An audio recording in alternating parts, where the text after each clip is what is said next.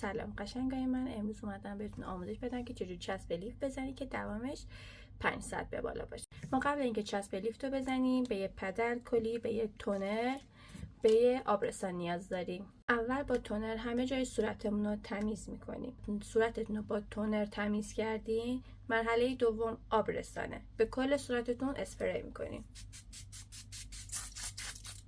که آبرسان زدیم منتظرین آبرسان کاملا رو پوستتون خشک بشه. بعد پد الکلی رو به اون محلی که میخواین، شقیقتون که میخواین چسب لیفت رو بزنین، قشنگ پاک میکنین اون قسمت رو کاملا تمیز. نباید هیچ چربی بمونه اون تو اون قسمت.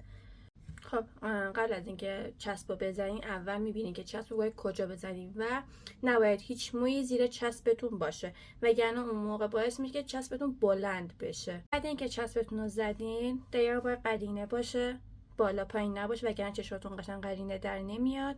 و دقیقا بعد اینکه چسبوندین نکشین که ببندین، اول میکاپتون رو انجام بدین کاملا، بعد بکشین ببندین، بذارین یکم استراحت کنه. من میکاپم انجام دادم، چسب لیف دارم کشیدم. امیدوارم از این آموزش خوشتون اومده باشه. تا آموزش های بعدی، خدافظ.